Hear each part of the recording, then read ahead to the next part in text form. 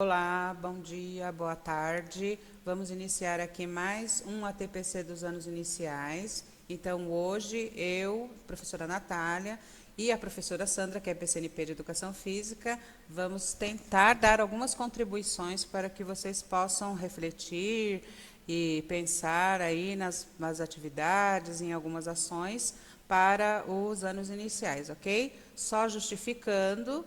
A professora Sônia está de licença saúde, então, por isso, hoje, eu e a professora Sandra estamos aqui com vocês. Vamos passar para os objetivos desse nosso ATPC. Então, nós vamos retomar aquele documento que foi uma orientação às famílias dos estudantes. Esse documento foi feito em parceria com as redes estadual e municipal de São Paulo. Tá? Nós vamos apresentar plataformas digitais e orientar e subsidiar os professores de educação física dos anos iniciais no estudo, planejamento, elaboração, execução e avaliação das aulas da disciplina à luz do currículo paulista. Ok? Então, gente, a primeira plataforma que eu gostaria de apresentar para vocês é a Dragon Learn. Essa plataforma é uma plataforma que veio da Rússia.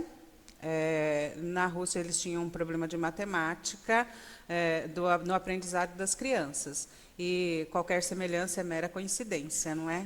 Então, foi criada essa plataforma para auxiliar as crianças no ensino da matemática.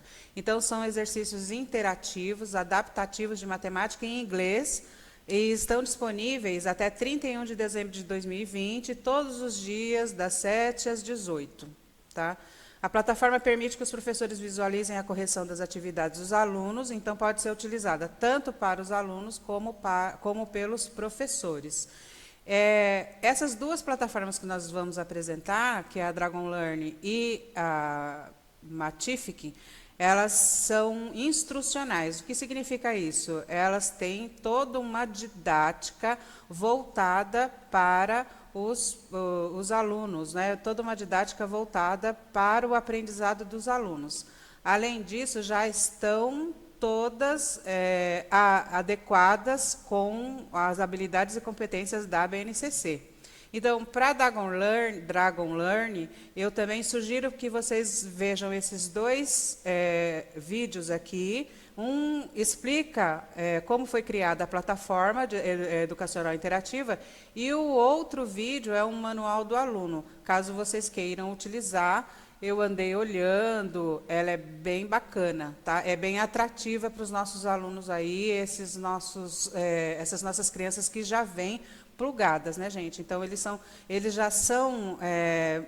já têm muita facilidade com esses programas que são interativos, né, esses aplicativos interativos. Então, são duas plataformas bem interessantes, acho que vale a pena a gente divulgar para as nossas crianças, tá bom? Então, aqui tem o aplicativo, né? E como é que você acessa o aplicativo? Então, como utilizar o Dragon Learn? Quando você entra nesse aplicativo, nesse site, ele já tem um vídeo explicando como funciona, tá? E a outra plataforma é o Matific, que são atividades de matemática e vão ser disponibilizadas por 60 dias, incluindo mais de 2.000 atividades disponíveis para serem acessadas online pelo computador ou offline pelos aplicativos, tá bom? Tanto para os alunos como para os professores. E aqui, gente, eu também disponibilizei esse link, é o treinamento completo atualizado, porque ele sofreu aí uma atualização recente, também é baseado nas competências e habilidades da BNCC. Então, parece que vale bastante a pena a gente incentivar os nossos alunos a utilizarem, tá bom? Então, essa aqui é a carinha do site, tá? Então, é muito bacana, vale bem a pena a gente incentivar. Vejam que aqui tem educação infantil, então, primeiro, segundo, terceiro, quarto, quinto ano, sexto ano. Então, as atividades, elas começam bem simples e depois vão dando a sua devida complexidade. Então, ela favorece os desafios que as nossas crianças precisam aí começar a enfrentar. Tá? Então, eu testei alguns, né, porque quando a gente entra no site, a gente consegue fazer alguns treinamentos aí, e aí vale a pena também vocês fazerem a mesma coisa. Tá? Se acharem conveniente, eu particularmente achei, divulguem aos alunos, tá bom? E o outro assunto nosso, né, são as orientações às famílias dos estudantes. Então, foi o documento criado, não sei se vocês já tiveram acesso, não sei se vocês já viram, se as escolas já divulgaram às famílias, mas são orientações em parceria com o Estado e o município. Tá? É um documento, está disponível também no nosso OneDrive, tá? Então vocês podem acessar a qualquer momento. Então, é hora de cuidarmos das nossas famílias. Sempre é bom a gente relembrar. Tudo bem que a mídia tem sido bem incisiva nesses lembretes de prevenção, mas é sempre importante a gente lembrar de alguns detalhes aí para a gente falar com as nossas famílias, porque às vezes a gente cai na rotina do isolamento social e acabe se esquecendo de alguns detalhes importantes, né? Então, o primeiro aí é evite sair de casa. E aí eu acrescentei uma imagem, se precisar sair de casa, use máscara. Inclusive, hoje é um decreto estadual, né? Então, lave as mãos com frequência. Então, é interessante a gente conversar com os familiares, mesmo que seja à distância, com os recursos que vocês disponibilizaram, ou que vocês ainda podem disponibilizar, que, por exemplo, cante 2 vezes parabéns para você, a hora que estiver lavando as mãos, para se certificar de que essas mãos serão bem lavadas. Evite tocar nos olhos, nariz e boca, né? Não compartilhe objetos de uso pessoal, limpe objetos que trazemos da rua e aqueles que são tocados frequentemente. Cubra com o braço o nariz e a boca para tossir e espirrar. Utilize lenços descartáveis, jogue no lixo após o uso. Evite contato de crianças com idosos e mantenha os ambientes arejados. Não é porque a gente está dentro de casa que a gente tem que fechar tudo, né? Muito pelo contrário, tem que manter os ambientes arejados, tá? E essa questão de utilizar os lenços descartáveis e jogá-los fora no lixo, tanto com os lenços como as máscaras, o pessoal da saúde, da vigilância sanitária, tem dito o seguinte, que a gente precisa envolver, não é descartar de qualquer forma, a gente envolve num saco plástico, numa sacola plástica, amarra, e aí sim a gente pode descartar. Então, talvez seja interessante a gente retomar essas dicas de prevenção com os nossos familiares. Quais são os sintomas do Covid-19? Então, tosse, febre, dificuldades para respirar. Então, esses são os sintomas principais. Nós sabemos que hoje já estão aparecendo outros sintomas, mas esses são ainda os mais comuns, né? E como se dá a transmissão? Através de gotículas de saliva e catarro que podem contaminar por contato físico ou compartilhando objetos. Por isso, as pessoas que apresentam esses sintomas devem ficar isoladas e elas devem ter os seus objetos, as suas roupas não compartilhadas. Ok? Cuidados com quem apresentar os sintomas. Evite contato com fluidos corporais. Permaneça em isolamento domiciliar, utilize luvas descartáveis para limpar roupas, objetos e ambiente, procure o médico caso ocorra agravamento dos sintomas. Gente, nada disso é novidade, isso tem sido amplamente divulgado, né, por nossas autoridades da saúde, mas é sempre bom reforçar, porque a gente tem visto ainda muitas pessoas saindo na rua sem máscara, a gente tem visto muito descuido. Às vezes você encontra no supermercado uma pessoa adulta com uma criança, o adulto de máscara e a criança sem máscara.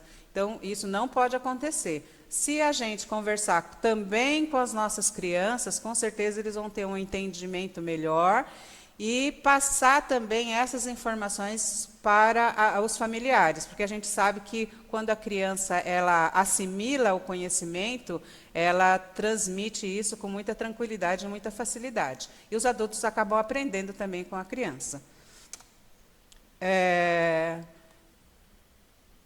Outro assunto que também tem a ver com as orientações é o seguinte, gente: os responsáveis podem e devem, na medida do possível, usar esse tempo de recolhimento para resgatar as histórias da família, incluindo as brincadeiras com palavras que são simples, mas divertidas, como trava-línguas, parlendas, adivinhas e tantas outras brincadeiras que a gente conhece, né? Mas que muito tem se perdido ao longo do tempo. Então, vamos aproveitar e orientar as famílias que, nesse momento de isolamento social, que nós estamos mais próximos aos nossos familiares, que nós possamos trazer essa cultura de volta. Não é? Aproveitar o tempo. Ah, mas eu não tenho tempo. Pode descobrir um tempo que tem sim, tá bom? Então, aqui nós temos umas sugestões de brincadeiras. Então, por exemplo, pular corda, fazer mímica, quem não gosta, né? Telefone sem fio, agacha-agacha, morto-vivo, passa-passa 3 vezes, elástico, corrida do saco, pega-pega, por mais que a casa seja pequena, inventa uma forma de fazer um pega-pega diferente, né? Samba-lelê, escravos de Jó. Algumas crianças têm dificuldade na coordenação motora. E escravos de Jó, por exemplo, é uma atividade, uma brincadeira bacana que incentiva e estimula a coordenação motora, né? Peixe vivo, não é? O cravo e a rosa, carneirinho, carneirão. Fazia tempo que eu não ouvia falar no carneirinho, carneirão, não é? Fui no Itororó. Tá bom? Se esta rua fosse minha, olha só que legal. Fazer bolinha de sabão, brincar de queimada. Então, tem 5 Marias, né, que a gente faz com pedrinhas, só pegar 5 pedrinhas, ensinar a criança a brincar de 5 Marias. Então, são sugestões de brincadeiras que é possível fazer, que são possíveis de fazer na própria casa da criança, seja o tamanho que for a casa. A gente precisa também adaptar, e talvez seja apenas um toque da escola, né? Se a gente der um toque, as famílias comecem a fazer esse tipo de brincadeira, aquelas que ainda não estão fazendo. Sobre a colaboração das famílias no processo ensino-aprendizagem. Ah, mas agora a família vai ter que ensinar a criança a ler e escrever, é isso? Não, não é isso. É apoiar na medida do possível, não é? Incentivando, estimulando essa criança da forma que é possível fazer, que a família pode fazer. Então, vamos lá. No primeiro e no segundo ano, estimular o processo de alfabetização. O que a gente precisa orientar? Precisa orientar o pai, a mãe, a tia, né, a avó, que são muito ansiosos muitas vezes, querem que as crianças pequenas já leiam fluentemente, que não deve ter essa ansiedade, que tem que respeitar o processo. Cada criança tem o seu próprio tempo. Então, respeite esse processo, fazendo a criança refletir sobre como se escreve, né, sem corrigi-la na hora em que ela está escrevendo. Mas, eu sei que isso é muito difícil da gente explicar para as famílias, mas dando dicas, fazendo comparações entre a escrita de determinadas palavras parecidas e perguntando o que falta, quando escreverem as palavras faltando letras, por exemplo. Então, a gente vai instigando a criança, ela vai desafiando, ela vai perceber qual é o momento, qual palavra está faltando, qual letra está faltando naquela palavra, e é complicado da gente explicar isso para os pais, a gente entende, mas tem que trabalhar com as famílias a respeito da ansiedade. Não dá para a gente ser muito ansioso com as crianças, né? E aí, a partir do segundo ano, a gente tem que continuar estimulando o processo de alfabetização, incluir mais desafios na leitura e nas atividades sugeridas por vocês, pelos professores, ok? No terceiro ano, é o fortalecimento da produção de textos. A gente deduz, isso para aquelas crianças que possivelmente já estejam alfabetizadas, né? Pedir que os estudantes escrevam o final de contos conhecidos, inventem finais de histórias, e as crianças gostam disso. Escrevam utilizando suas próprias palavras, e para isso é importante que a criança tenha contato com uma diversidade de textos. Então, a criança precisa conhecer as histórias de um livro comum, as crianças precisam conhecer parlendas, trava-línguas, gêneros diferenciados, e o professor pode disponibilizar isso. Hoje a gente tem algumas plataformas, alguns sites que apresentam vários gêneros e dá para oferecer, né, para os nossos alunos e para as famílias dos nossos alunos. Nessa fase, a leitura continua sendo tão importante quanto na alfabetização. Então, enquanto a criança for tomando gosto pela leitura, se de repente ela gosta de ler um cordel, ela se interessou pelo cordel, então ela vai ter aí uma melhor oportunidade de aprender palavras novas, não é? E a gente, com isso, está aumentando o repertório dessa criança. Quarto e quintos anos, ele já tem uma maior autonomia e é produtivo, nesse momento, introduzir a internet para auxiliar os estudantes com os conteúdos escolares. A leitura continua sendo de extrema importância para os estudantes desses anos. Então, é importante o quê? Garantir que leiam diariamente e, se possível, que alguém da família acompanhe também essa leitura. Peça que leiam em voz alta, peçam que leiam para o familiar, que leiam para a avó, que leiam para o avô.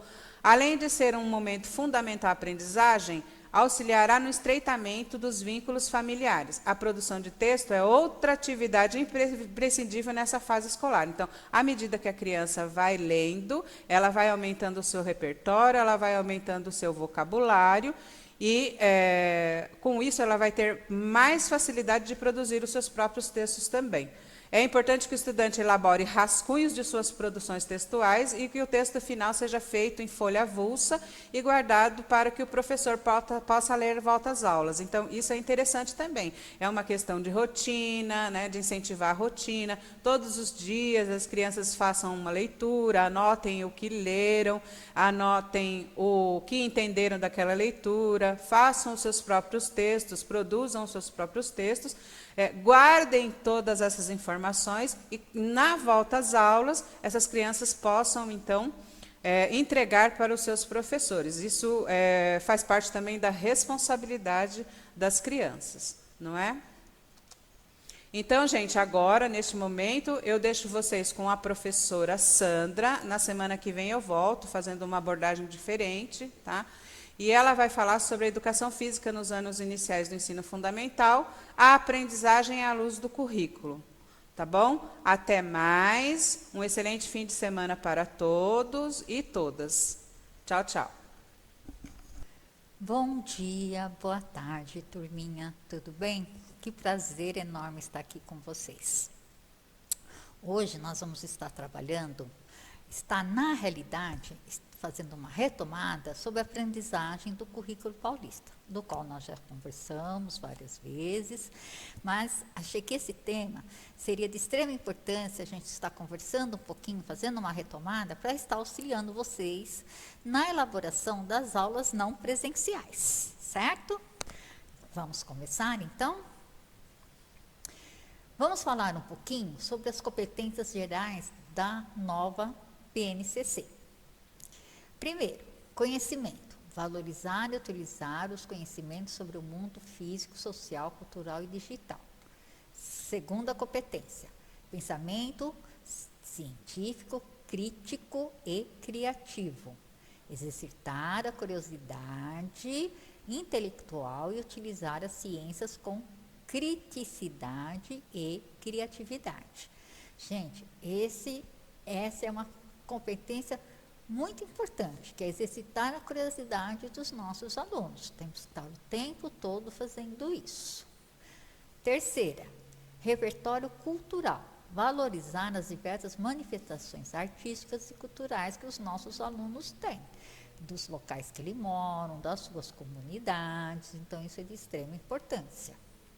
Comunicação. Utilizar diferentes linguagens. Nós temos várias linguagens para serem utilizadas. Quinta competência, cultural digital, que é que nós estamos agora nos utilizando dela. compreender, utilizar e criar tecnologias digitais de forma crítica, significativa e ética. Sexta competência, trabalho e projeto de vida, valorizar e apropriar-se de conhecimentos e experiências. Sétima competência, argumentar com base em fatos, dados e informações confiáveis. Oitava, autoconhecimento e autocuidado. Conhecer-se, compreender-se na diversidade humana e apreciar-se. Nona, empatia e cooperação. Exercitar a empatia, o diálogo, que é fundamental, a resolução de conflitos e a cooperação. Agir, responsabilidade e cidadania. Agir pessoal e coletivamente com autonomia, responsabilidade, flexibilidade, resiliência e determinação. Essa também é uma competência muito importante para a gente estar trabalhando com as nossas crianças, que é o quê? Fazer com que eles tenham autonomia, que eles tenham responsabilidade, que eles tenham compromisso, comprometimento.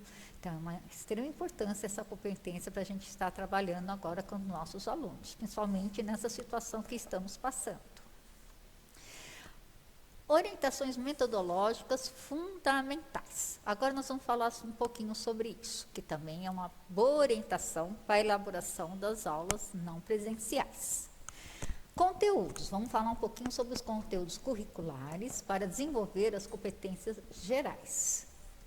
Competências sociais e pessoais, que é o quê? Conhecer, apreciar, cuidar de e do corpo e bem-estar, gerir emoções, comportamentos e pressão do grupo, empatia, diálogo, resolução e conflitos, cooperação, respeito, valorização dos indivíduos e respeito às diferenças.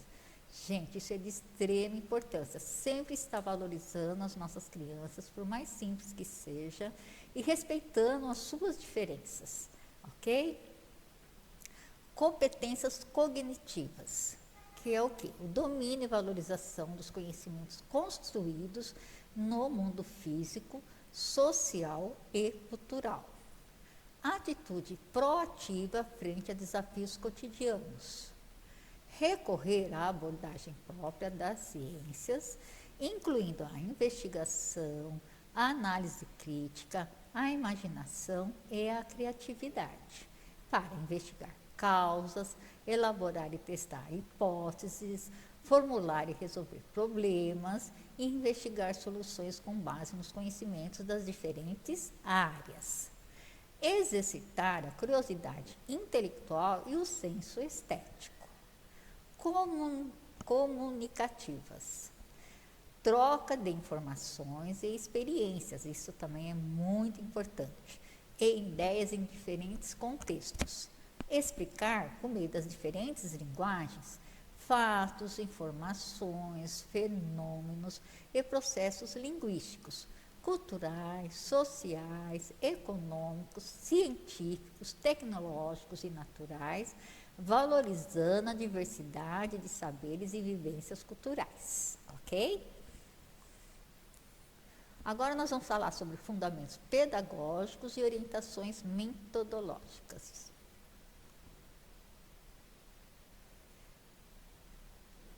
Que é o quê? O desenvolvimento por meio de competências e o compromisso com a educação integral. Mas que seja necessário que ela tenha vivências que permitam autoria e protagonismo, que exijam atitudes compatíveis com esses valores e que tenha a oportunidade de discutir os sentidos produzidos. Formar um ser integrado, democrático, solidário e atento à sustentabilidade, que age no mundo, a partir da consideração de várias perspectivas. Nos anos iniciais, como vamos trabalhar? Com a ampliação e aprofundamento da prática da cultura corporal de movimento, certo?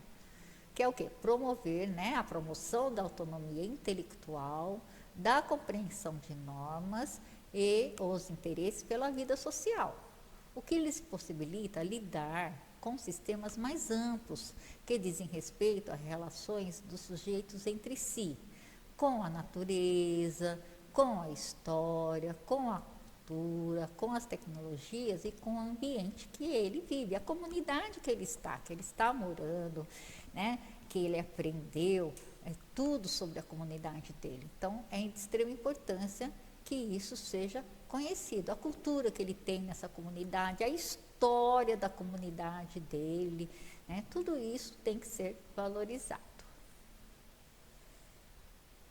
As etapas da educação básica, que é a transição do ensino infantil para o ensino fundamental. A centralidade no corpo permanece, a experimentação e recreação são realizadas em atividades lúdicas e diversas, as práticas pedagógicas estimulam o protagonismo infantil e a autoria. Então, se preocupar quando houver essa transição, né? Porque eles vão estar passando com essa transição com vocês. Então, prestar bastante atenção e valorizar e fazer essas experimentações e resgatar desses nossos alunos o que eles trazem para nós, né, de extrema importância, que são as vivências que eles têm nas suas comunidades, que eles têm nos seus lares, e tudo isso tem que ser muito bem aproveitado. Agora, vamos falar um pouquinho sobre as estruturas das habilidades, que é as dimensões do conhecimento. Essas habilidades que têm que ser trabalhadas. Experimentação. Não esquecer sempre que a criança, mesmo nas aulas não presenciais, precisam passar pelas experimentações, né? Então, procurar passar as atividades não presenciais, que elas, né, tenham experimentações, que elas possam vivenciar essas experimentações, que é de extrema importância para o desenvolvimento das habilidades. Fruição, reflexão sobre a ação, fazer com que a criança pense e reflita o porquê daquela ação. Análise, ele entender o porquê que ele está fazendo aquela experimentação. A compreensão daquela atividade, o porquê que ela está sendo feita. Uso e apropriação. Construção de valores e o protagonismo comunitário. Olha como são importantes todas essas habilidades dentro do conhecimento da criança, certo? Então, não podemos deixar de trabalhar com essas habilidades. Agora, vamos falar um pouquinho sobre as unidades temáticas, que são o quê? As brincadeiras e jogos, né? Resgatar dessas crianças todas as brincadeiras que eles conhecem, né, que eles já participaram, que eles já se envolveram. Fazer com que eles questionem, que eles perguntem para a família qual foram os tipos de brincadeira que a vovó teve, que a mamãe teve, que o papai teve. Inclusive, algumas brincadeiras, até a nossa colega Natália, né, já citou para vocês, que são brincadeiras que são fáceis de fazer dentro de casa, né? Que só que tem que se tomar o cuidado necessário para que as crianças não se machuquem, que tenham um ambiente adequado, né? Então, que eles possam estar fazendo essas brincadeiras, que vocês possam estar pondo um pouquinho de dificuldade nessas brincadeiras e jogos, para que eles possam estar vivenciando e experimentando.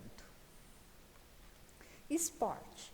Pode se adequar a esportes que eles possam estar fazendo em casa também, né? Algum esporte que seja fácil, que nem de manipulação, de controle de bola, né? Então, vocês podem estar usando essas habilidades para serem trabalhadas dentro do esporte. corpo, movimento e saúde, que nesse momento que nós estamos passando, é de extrema importância que a criança tenha o máximo de cuidado com o seu corpo, né? Que seu corpo seja sempre saudável, que ele esteja sempre em movimento e valorizando a sua saúde, como nossa colega Natália falou anteriormente também sobre isso. Ginástica, elaborar uma sequência de movimentos que as crianças possam estar também fazendo em casa, num ambiente tranquilo, num ambiente adequado, para estar exercitando o seu corpo, para estar fazendo com que as coordenações motoras estejam sempre ativas, né? Trabalhar bastante com essa parte de coordenação motora, que é de extrema importância para as crianças, né? E que eles também, oriente que eles também tenham cuidado, que façam também em locais adequados. Lutas. As lutas já ficam um pouquinho mais complicadas, né, para estar se trabalhando, mas há sim a possibilidade de se trabalhar, que vocês façam adaptações, né, nas aulas não presenciais, para que as crianças possam também estar passando por essa unidade temática. Práticas corporais de aventura. Também dá para se trabalhar em casa com a imaginação e criação, ok? E a dança, que toda criança adora dançar. Então, a dança é uma das unidades temáticas mais gostosas, né, de serem trabalhadas. Então, vocês podem estar usando e abusando dessa unidade temática com as crianças. Agora, vamos falar um pouquinho sobre os objetos de conhecimento. Brincadeiras e jogos. Primeiros e segundos aninhos. Brincadeiras e jogos da cultura popular deles, né? Que nós falamos já anteriormente, da comunidade que ele vive, né? Das brincadeiras que ele pôde resgatar das pessoas mais velhas em casa, como o papai, a mamãe, a vovó, que nós conversamos anteriormente, que estão sempre presentes no contexto comunitário e regional, que é brincadeiras que eles conhecem dentro até próprio da comunidade que eles vivem. Terceiro, quartos e quintos anos. Brincadeiras de jogos do Brasil e do mundo. Aí a gente já começa a abranger, né, as brincadeiras que são feitas fora do Brasil, que são as brincadeiras do mundo. Então, fazer uma pesquisa com as crianças. Será que as brincadeiras que nós temos aqui, os jogos que nós temos no Brasil, são diferentes das brincadeiras do mundo? Quais são essas diferenças? De que forma que elas se apresentam? Né? Fazer então que eles façam uma pesquisa, que eles possam, né, ter a noção que há uma diferença entre as brincadeiras de jogos do Brasil com as do mundo. Pesquisar, fazer uma pesquisa, elabore algumas perguntas para que eles possam estar pesquisando e vendo quais são essas brincadeiras que nós temos aqui no Brasil, tanto as brincadeiras como os jogos, como as que tem no mundo, certo? E se incluindo as da matriz, né, vocês têm que ter a preocupação de incluir também as de matriz indígena e africana. Também fazer eles pesquisarem, para eles terem conhecimento, elaborarem as aulas com adaptações necessárias para eles vivenciarem e experimentarem essas brincadeiras de origem indígena e africana. Agora, os objetos de conhecimento, que são o quê? As práticas corporais de aventuras urbanas, a ginástica geral, as habilidades motoras, que eu já falei anteriormente, que tem que estarem sempre trabalhadas, procurar estar trabalhando essas habilidades motoras em todas as aulas que vocês vão estarem não presenciais, tá? Não esquecer que elas têm que estar sempre em atividade, eles têm que estar sempre exercitando, eles têm que estar sempre em movimento, né? A realidade é essa, a criança tem que estar sempre em movimento, desde que com todos os cuidados necessários, né, que tem que ter, e ambientes adequados para que eles possam estar fazendo, né, essas habilidades.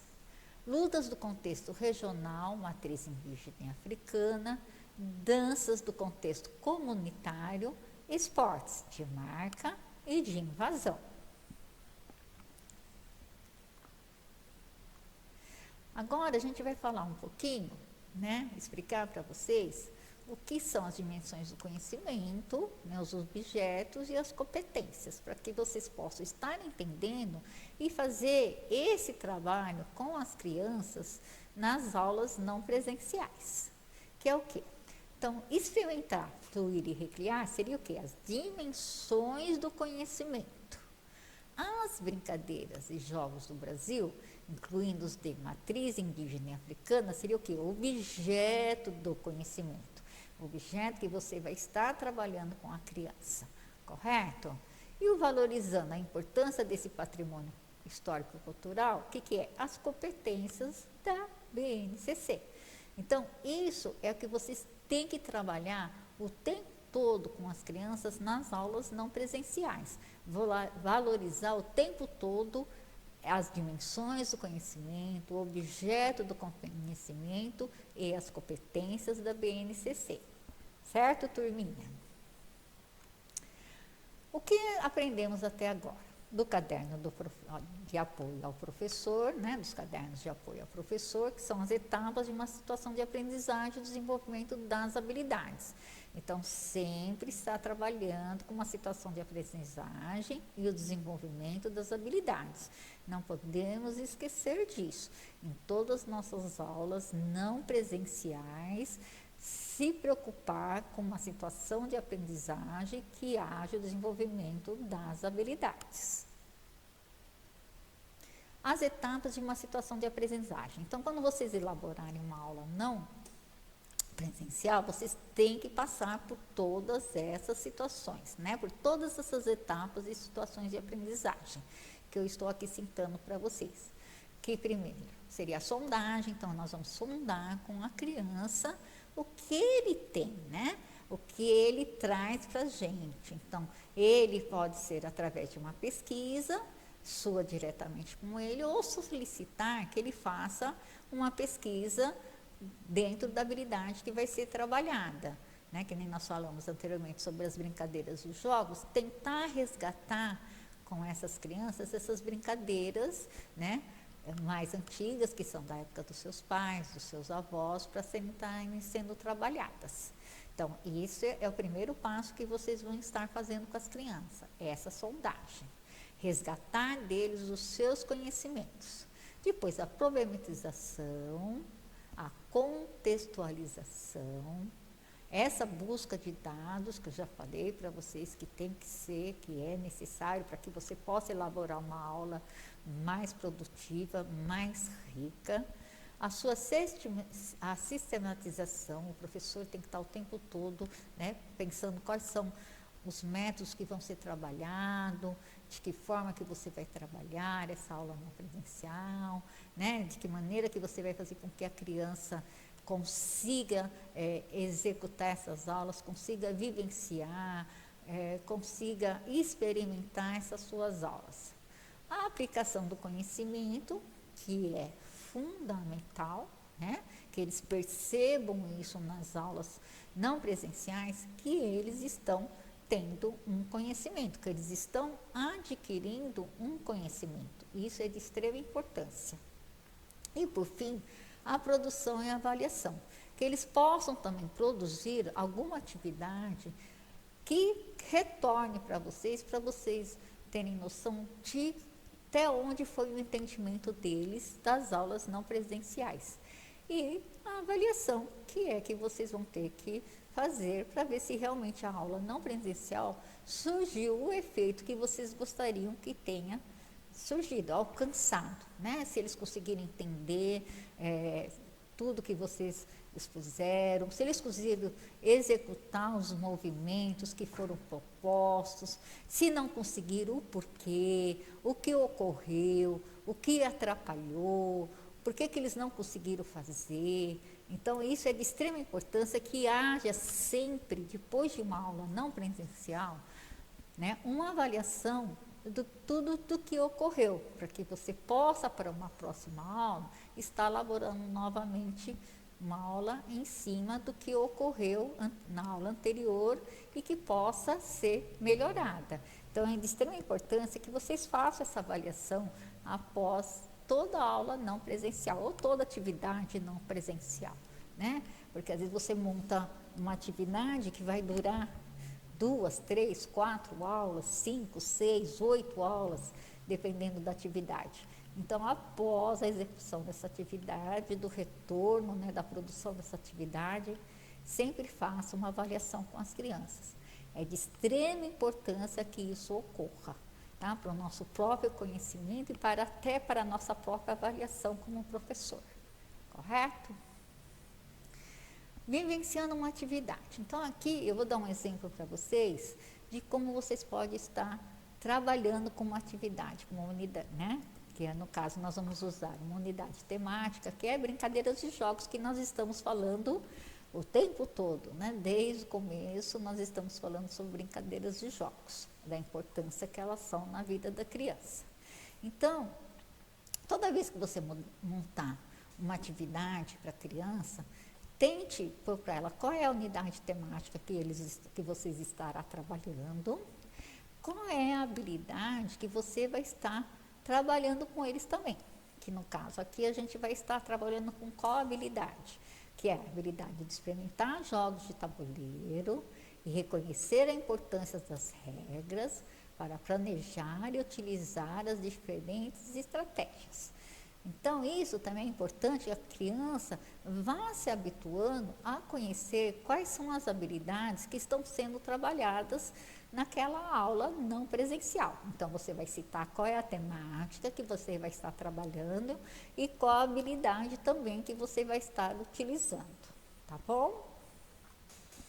Aqui nós escolhemos, né, o quê? O jogo de xadrez, que é um jogo de tabuleiro, né? Então, você vai relembrar, não propriamente o xadrez, tá?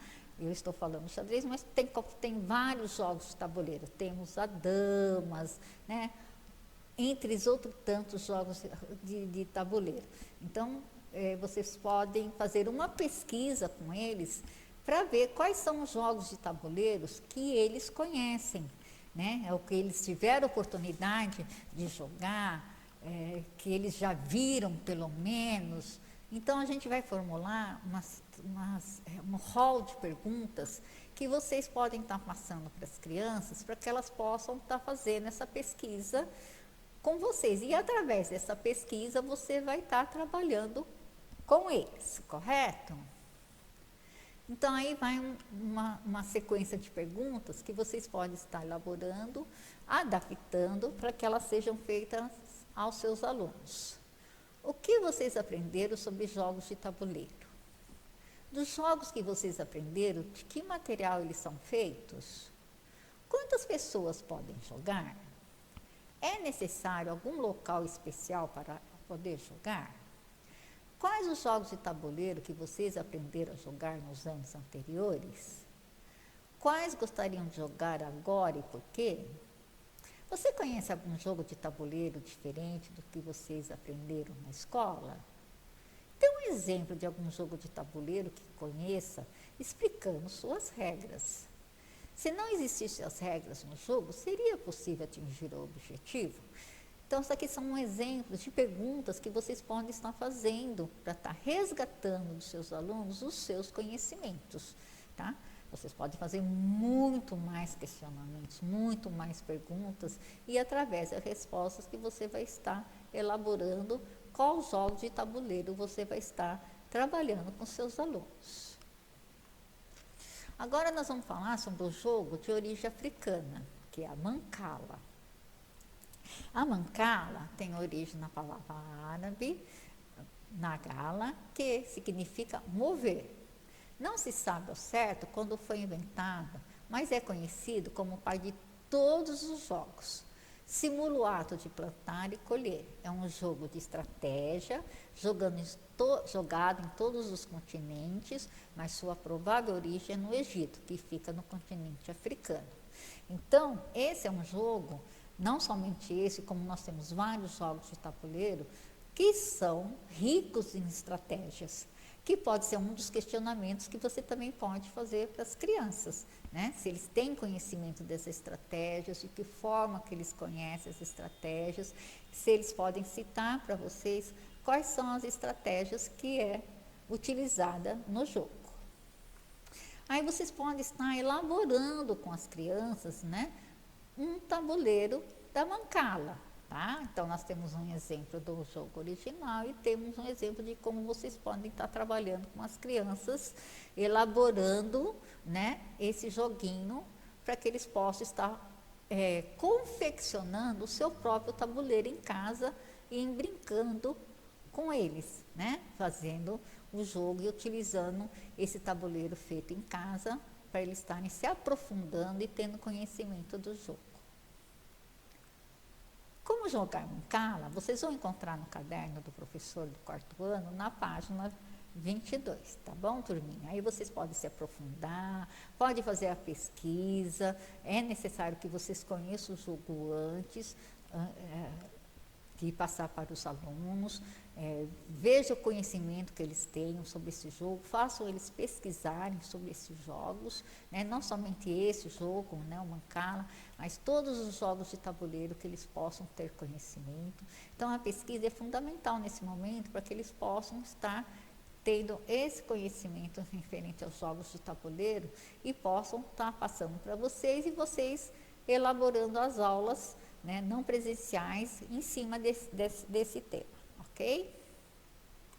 Bom, hoje nós terminamos por aqui. Tanto eu como a Natália esperamos que tenhamos ajudado vocês, né, nesse ATPC que nós elaboramos para vocês, para poder estar participando um pouquinho do dia a dia aí de vocês nas escolas. Estamos todos nós vivenciando uma situação que foge um pouco da nossa rotina e realmente é complicado, né? Então, mas vamos nos propor a estar fazendo sempre um trabalho bom para essas crianças, que a gente possa atingir a maioria delas, que é de extrema importância, que todos eles possam e tenham oportunidade de participar, que fazer esse contato também é importante na vidinha dos nossos alunos. Eu, como adulto, estou sentindo não estar tendo contato com vocês, sinto muito a falta de vocês. Imagine os nossos alunos, o quanto eles não estão com saudades nossa. Mas tudo vai passar, tudo vai dar certo e logo, logo todos nós estaremos juntos. Nós estamos deixando os nossos contatos, né, o da Natália, o e-mail, o meu tem o e-mail e o telefone, para qualquer dúvida que vocês queiram estar esclarecendo sobre a aulinha de hoje, vocês possam estar entrando em contato comigo. Estou à inteira disposição de vocês, para a gente estar conversando, para a gente estar preparando mais aulas, estar falando sobre mais temas. Então, estejam à vontade de estar entrando em contato conosco, tá bom? Muito obrigada, espero que a aula tenha sido proveitosa e estamos sempre à disposição de vocês. Tenha um excelente final de tarde e um excelente final de semana. Beijos!